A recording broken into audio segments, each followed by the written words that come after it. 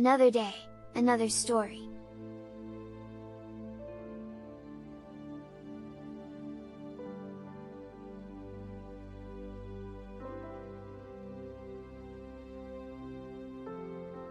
Old French fairy tales.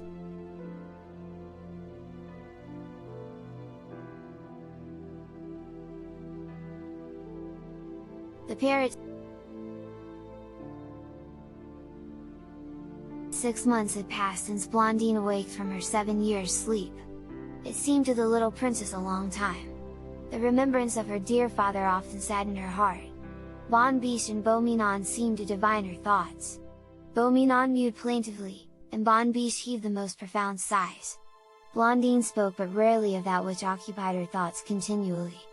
She feared to offend BONNE-BICHE, who had said to her 3 or 4 times, "Dear Blondine, be patient. You will see your father when you are 15, if you continue wise and good. Trust me, dear child, do not trouble yourself about the future and above all do not seek to leave us." One morning Blondine was alone and very sad. She was musing upon her singular and monotonous existence. Suddenly she was disturbed in her reverie by 3 soft little strokes upon her window. Raising her head, she perceived a parrot with beautiful green plumage and throat and breast of bright orange. Surprised at the appearance of a bird entirely unknown to her, she opened the window and invited the parrot to enter. What was her amazement when the bird said to her, in a fine sharp voice, "Good day, Blondine. I know that you sometimes have a very tedious time of it, because you have no one to talk to. I have taken pity upon you and come to have a chat with you. But I pray you do not mention that you have seen me, for BONNE-BICHE would cut my throat if she knew it." "Why so, beautiful parrot? BONNE-BICHE is good, she injures no one and only hates the wicked." "Blondine, listen! If you do not promise to conceal my visit from BONNE-BICHE and BEAU-MINON, I will fly away at once and never return. Since you wish it so much, beautiful parrot, I will promise silence. Let us chat a little. It is a long time since I have had an opportunity to converse. You seem to me gay and witty. I do not doubt that you will amuse me much."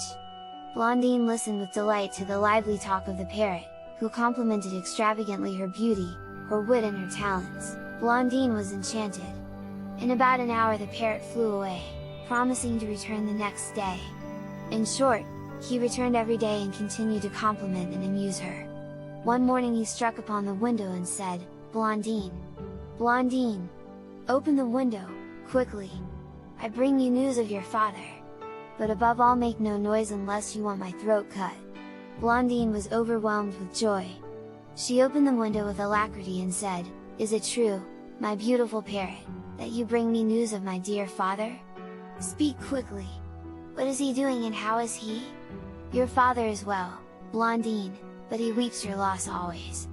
I have promised him to employ all my power to deliver you from your prison but I can do nothing without your assistance." "My prison?" said Blondine.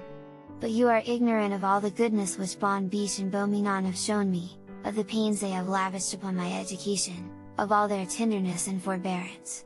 They will be enchanted to find a way of restoring me to my father.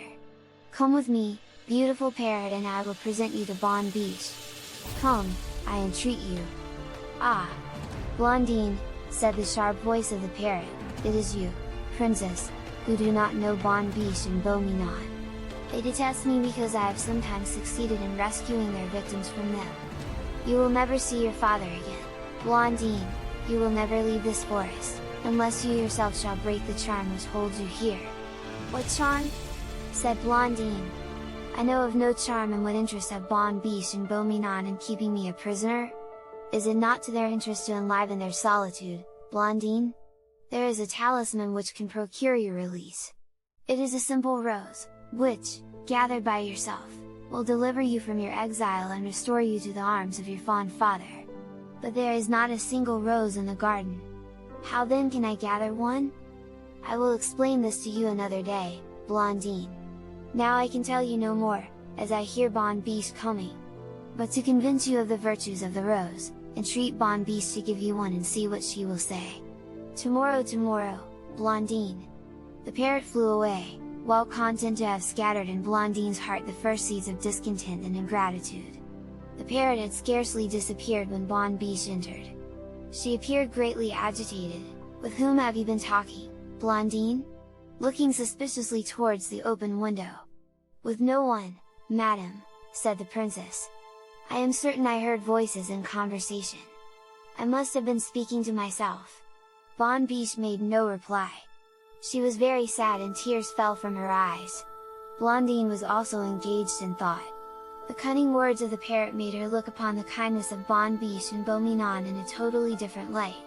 In place of saying to herself that a hind which had the power to speak, to make wild beasts intelligent, to put an infant to sleep for 7 years, to dedicate 7 years to a tiresome and ignorant little girl, in short, a hind lodged and served like a queen, could be no ordinary criminal, in place of cherishing a sentiment of gratitude for all that BONNE-BICHE had done for her, Blondine, alas, believed blindly in the parrot, the unknown bird of whose character and veracity she had no proof.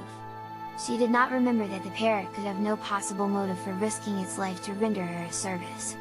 Blondine believed it though, implicitly, because of the flattery which the parrot had lavished upon her. She did not even recall with gratitude the sweet and happy existence which BONNE-BICHE and BEAU-MINON had secured to her. She resolved to follow implicitly the counsels of the parrot. During the course of the day she said to BONNE-BICHE, "Why, madam, do I not see among your flowers the most lovely and charming of all flowers, the fragrant rose?"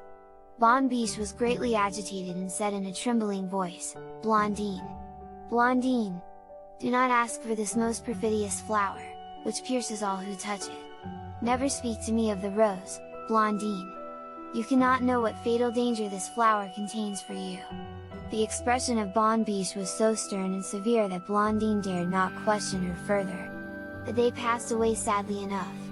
BONNE-BICHE was unhappy and BEAU-MINON very sad. Early in the morning, Blondine ran to her window and the parrot entered the moment she opened it. "Well, my dear Blondine, did you notice the agitation of BONNE-BICHE, when you mentioned the rose? I promised you to point out the means by which you could obtain one of these charming flowers. Listen now to my counsel. You will leave this park and enter the forest. I will accompany you and I will conduct you to a garden where you will find the most beautiful rose in the world. But how is it possible for me to leave the park? BEAU-MINON always accompanies me in my walks. Try to get rid of him," said the parrot, "but if that is impossible, go in spite of him. If this rose is at a distance, will not my absence be perceived? It is about an hour's walk. BONNE-BICHE has been careful to separate you as far as possible from the rose in order that you might not find the means to escape from her power.